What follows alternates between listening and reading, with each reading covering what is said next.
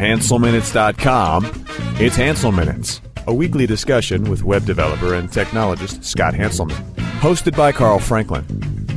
This is Lawrence Ryan announcing show number 135, recorded live Wednesday, October 8th, 2008. Support for Hansel Minutes is provided by Telerik RAD Controls, the most comprehensive suite of components for Windows Forms and ASP.NET web applications. Online at www.telerik.com. And by .NET Developers Journal, the world's leading .NET developer magazine. Online at www.sys-con.com. In our last episode, we kept the recorder rolling after the show as Scott spoke candidly with the guys from StackOverflow. The result? A podcast that's a little less polished and a little more irreverent. We hope you enjoy it. Fantastic. All right, this has been another episode of Hansel Minutes, and I'll see you again next week. Cool, dudes. That was good. Not twice as long as I like to be. Sorry, I didn't mean to call you guys out but again, you can like, wow. It's so different. I mean, I spent 7 years making sites like, right? Of course, in flames today, but you get the point. What you're doing is not a best practice. It can't be. I'm worried you're going to get hacked. Right. Are you worried you're going to get hacked? Well, I don't think so. No, not really. I mean, they would have to, hack our RDP passwords, right? Well, now that you throw down the gauntlet, somebody's going to try it. Well, I didn't mean to. Yeah, we'll just go change all our passwords to pass phrases. There's something for that. But the point is that people are going to hack a port, not with a password. I mean, that's script kiddie type stuff. I'm talking about people hacking and using known exploits in the RDP protocol and overflowing a buffer and getting in, not because they're going to figure your password out. But that's Microsoft's. I mean, that's just a patch issue, right? I mean, we do download the latest patches. No, I understand, but there's certainly there's 0-day exploits, and most exploits are actually 6-week exploits, where there's at least a month to 6 weeks of time where the patches are being developed and the exploit is known by a few. But the point I'm making is that there are certain agreed upon best practices for security, and some the layering, it's multi-layered, right? And I don't know, if I were you and it was my project, it was my company, I would get a security consultant to come in and make recommendations and then take them or leave them. But I can think of a dozen things that you could do that would just involve changing physical topology and stuff that could, I don't know. All I'm saying is that when I was working in banking, every day we got to work and it's like, is this the day we're going to be on ABC News? Or is it going to be tomorrow? Right. Right. And Jeff and I, we didn't get into background, which is too bad, but it was a long podcast. Jeff and I worked together on a company that delivered 911 systems, literally. Mm-hmm. So people would theoretically, someone called and our software didn't work, somebody could get killed. Right? Yeah, that's good. Oh, my child can't breathe.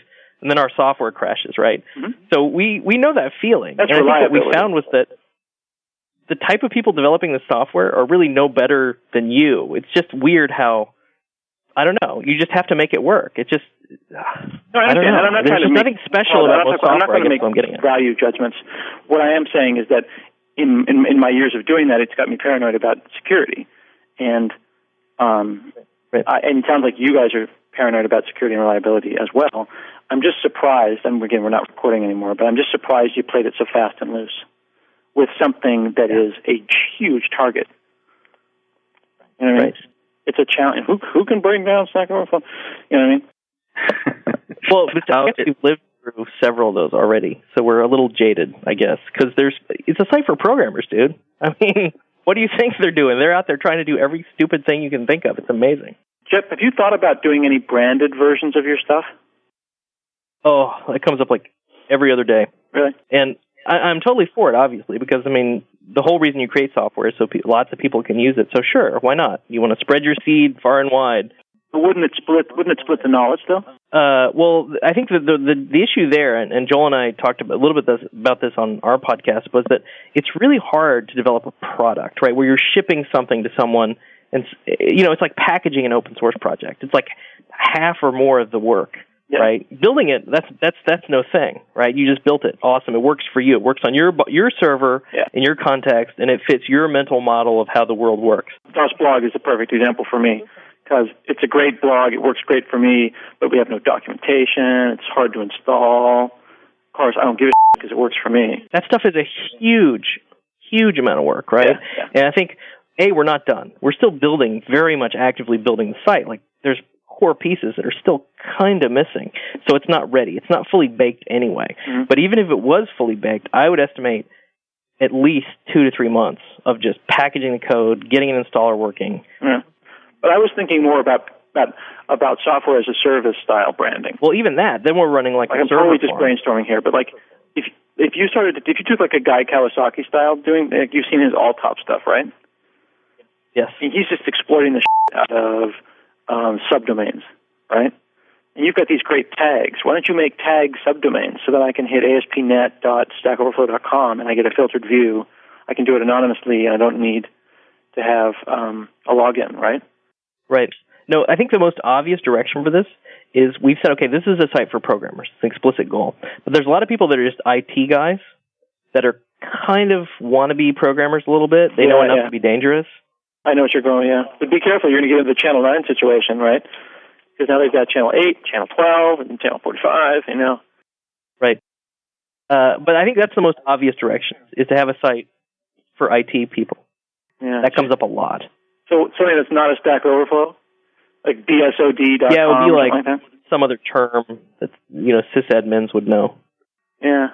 But yeah, our development process is pretty ghetto. I mean, there's no doubt. I mean, honestly, we have just one server, and we do everything pretty much on one server. And I agree it's not ideal, but it's sort of like we're in startup mode. I'm just really trying to keep our expenses. I would rather pay Jared than buy another server. Let me put it to you that way. Yeah, me too. Okay. Yeah, exactly. So that's the situation we're in. And, we are starting to get some ad revenue, and we're starting to ramp up, and there's some other ways we're going to try to make money on this thing. Mm-hmm. But until we need it, it's sort of an as-you-need-it sort of thing. And this is a credit to ASP.NET. If I was doing PHP, we would be screwed. We would need God knows how many servers, right? You'd be Facebook, yeah. Have you thought about other things that you're going to spread out to like Facebook apps and stuff like that? We are going to have a little badge. You can put sort of a backlink scheme where you can say, okay, this is my Stack Overflow gamer card, right? Very much like the Xbox Live gamer card. Because the Xbox Live stuff was the inspiration for a lot of what we do in terms of badges and reputation and things like that. Yeah. And we want to have a little badge that we're going to serve up that you can link to your blog or whatever. You should have a whole host of them. I want to be able to put my questions, my answers, my gamer card. Yeah, exactly. It's like your gamer. Some of the more interesting gamer cards have like tabs. So like staying on the gamer card, you can explore their profile. Yeah, sure. No, totally. That's a direction we want to go in because, people are proud of the work they've done. And this is more useful than a gamer card because this is about your professional life, right? Yeah. If you're really good at SQL, that's awesome. You can make money doing that. You can't make money killing people in Halo for the most part, right? It'd be interesting if you put together an API, a REST API, if people would build Stack Overflow front ends like Torl. There's been some requests for full-blown APIs. We've tried to shunt a lot of it into the RSS. We still have a lot more work to do around, Atom feeds actually technically is what we're using. Yeah. Eventually an API, for now, try to get as much stuff behind, Atom as possible. Are you using the SP35 SP1 system.servicemodel.syndication stuff, or are you using Argotic? No, we just rolled. Are you kidding? What? You're talking to us. Do you know who you're talking to? You idiot. We just built an ASP page that just dumps the data out, man. Come on. You guys are killing me. You're just like XML writer, blah, blah, blah, or are you like string builder? Come on. No, it's a view. It's just not even just a string builder. It's just a view with like the things. Okay, you guys should familiarize yourself with the results stuff. Like rather than using a view for JSON, you would use like JSON result, right? You guys know about that? Yeah. Oh wait, no, we use JSON result. That's not an issue. Yeah. So you get the idea though about action results as their own kind of view. Yeah. No, we got that. But you don't need a view to do Atom, right? You could just say return Atom result. Right. No. We do know that. But actually, this approach was kind of recommended for Phil. You're using views as templates. You have some template that looks like a document. You go for each, and you basically just have the view as a templater, and you spit out for each whatever, and there's the Atom. That's right. That's right. Right? Yeah. Least resistance, I guess. Yeah, amazing, exactly. Amazing stuff. I know, amazingly crappy. But hey, no, I've been inspired by PHP. Again, anytime you get like one of these alt.net guys or me or whoever bitching about purity, you just say, hey, man, I did it. What are you doing? Right? That's the ninja move. That's the kung fu jiu-jitsu thing. Hey, success. Do you know how to make the possible out of the impossible? Well, the .NET ninjas at Telerik do. They just released a huge pack of web controls all built on top of ASP.NET Ajax that'll help you build impossibly fast and interactive applications in no time at all. They've made the impossible possible in desktop development. If you think you can't have a carousel component in WinForms, well, you can.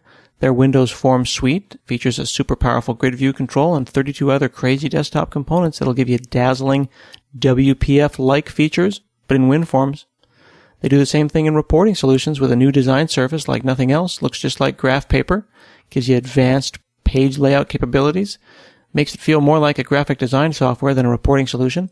Go check them out at Telerik.com and be a .NET Ninja. And thanks for listening.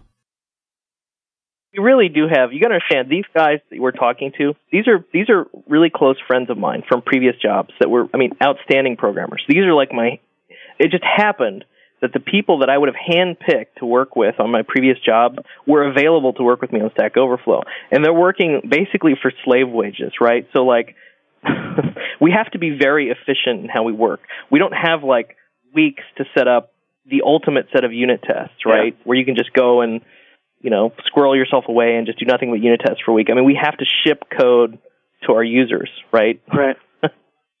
And we have to build the features that actually drive adoption of the application. And a lot of times we can't be as pure as we would like to be. Yeah. But over time, we're going to go back and start, we believe in refactoring constantly. I've always said this, we're going to rebuild Stack Overflow 4 times, right? This is just the way software works. Yeah. So I am totally open to coming back and constantly improving things as well, as there's time to do so. Yeah. Well, good for you guys. I think it's great. I wish you all the success in the world. I think that envy is the sincerest form of flattery. Yeah. Well, no, thanks. It's a fun site. We just wanted to build something that we liked, right? Like that we as programmers would want to participate. And I go in, I'm on there for hours every day. You guys are going to be as successful as Dig or more so because you are reinventing a genre. I think I think it's great. I think it's a big deal. And I think you're going to make millions. That's tremendous. And thank you. But I think that was the goal. It's hey, let's build something, awesome for us. Yeah. And when I say us, I mean programmers. This really is for us, right? And I think that's why Jeff and Jared have been doing such a kick-ass job for slave wages because they know this is something they can point to forever and say, look, we helped build Stack Overflow. Yeah. You might disagree with some of the architectural choices, but at its core, any ASP.NET dev could come look at this and they would get it. It's not like our code is that crazy. No, right? I totally get it. I don't know if have you seen Baby Smash? I have. I've seen screenshots of it. Yeah. So the way that you wrote Stack Overflow is the way I wrote Baby Smash. Oh, that's right. Yeah. Hey, exactly. We're going to try it out with our kid. We're just waiting for the kid to be born. I sat down and I was like, okay, I think I should probably write some tests. And I was like, it. And it was done. And it's horrible to look at. I remember you had to learn WPF as well. And WPF is kind of hard to learn, right? It's it's a whole different world. It's a mess. And I remember you blogging about that. And I worked with WPF enough to see what you were talking about, where you have to make some attempts that suck to learn it, right? You have to make mistakes. So that's what I did with Baby Smash. I made it suck on purpose, and then I'm trying to dig myself out of the suck. I'll write it 4 times before I'm done.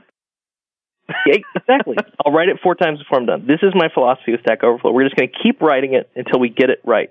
If people can make millions of dollars writing crappy PHP, God knows what websites, we are certainly better than that. Yeah, right? The fact that Facebook even exists should make you feel better about yourself.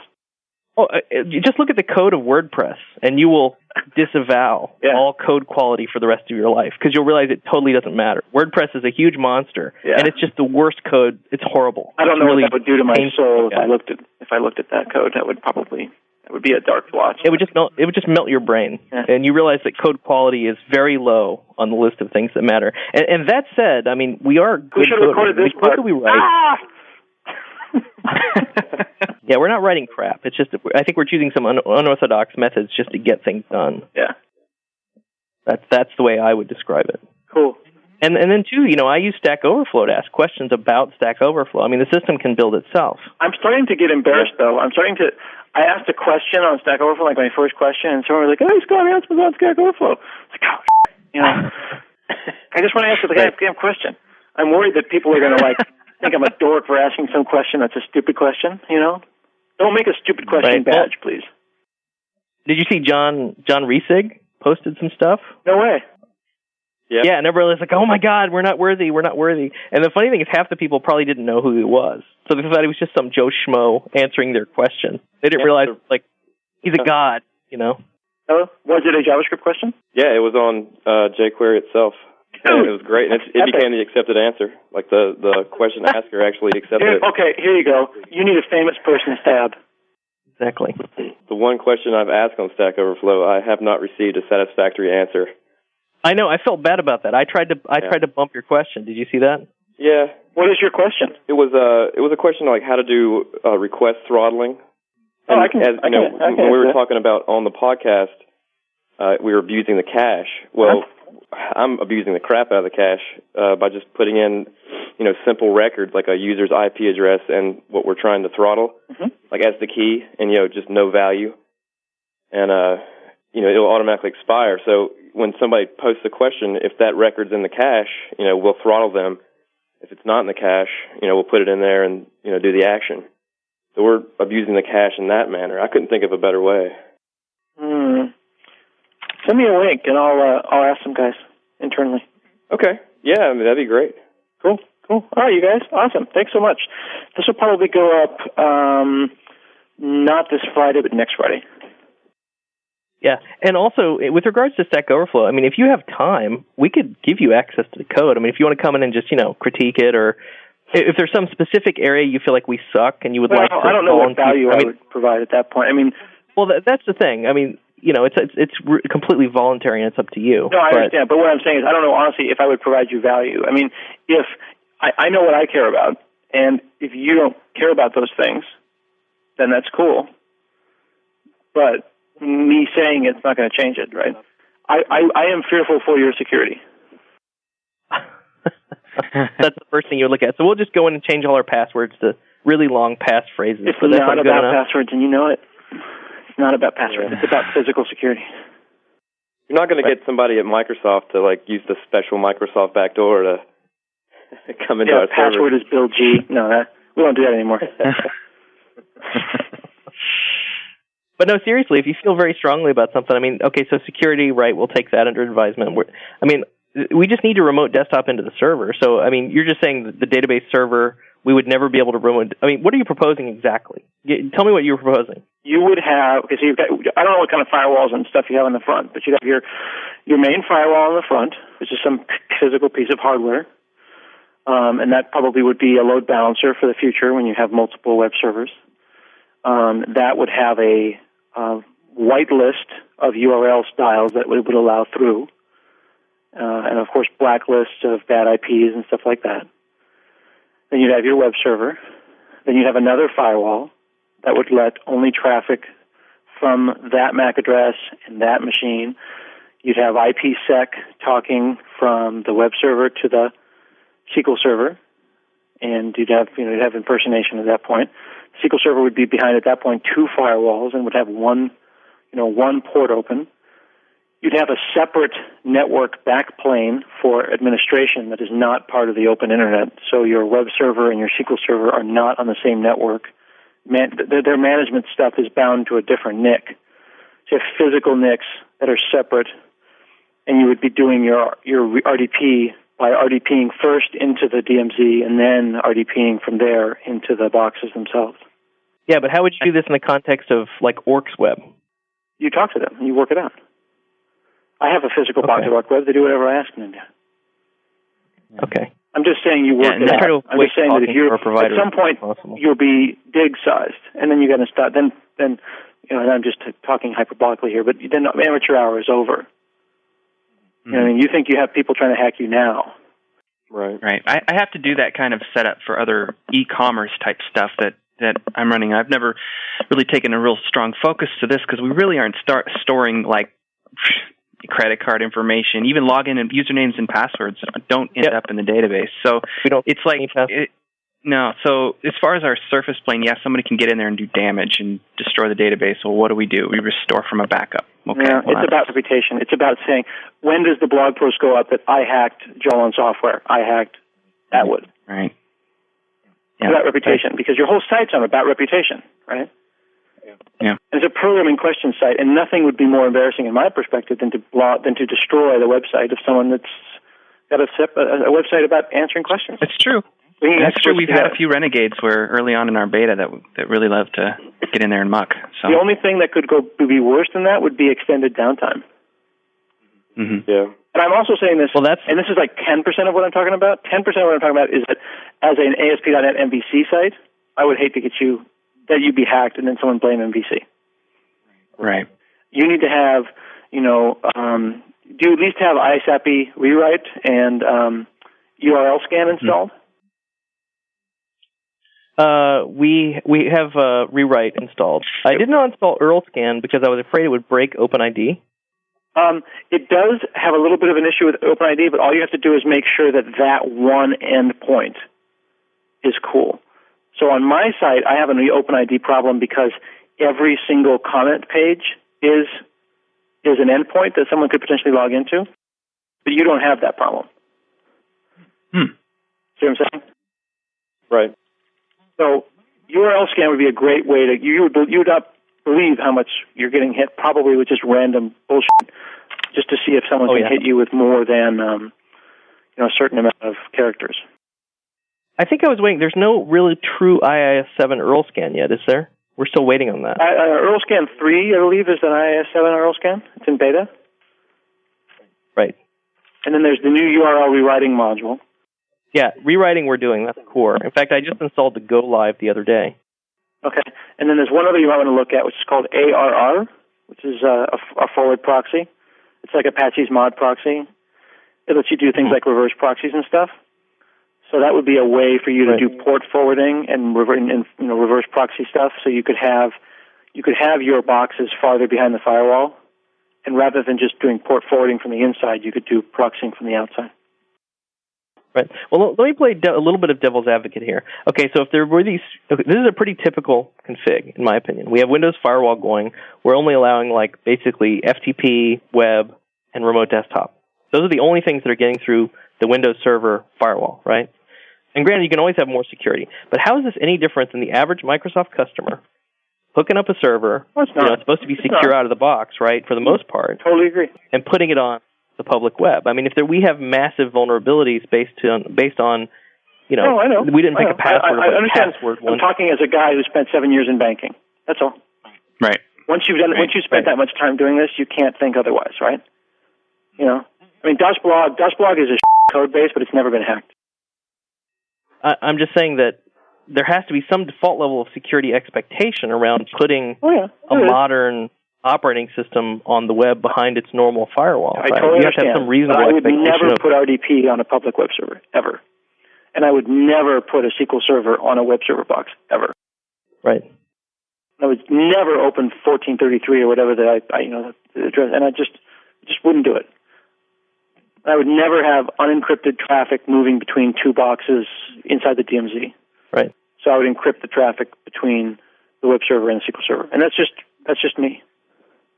I would say that it's probably like closing the last 0.5% of problems like that could potentially happen, but it would make me sleep better at night. I could not sleep knowing that I had a site as popular as yours, as wide open as yours is.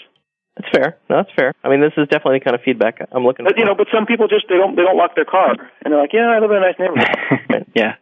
Right, and that's totally fine, except for the one time when your car's gone. But you never know when that's going to happen. You could live your entire life. My grandmother's 95, never been in an accident, never had her car stolen, never locked her doors. Or if you live down here in Corvallis, you know everybody. You can see your car driving down the street and go. You live in Corvallis? I do. Oh, yeah. Okay. I live in. Oh, cool. Yeah, we're just neighbors, sort of. Yeah, we both live in little towns in Oregon.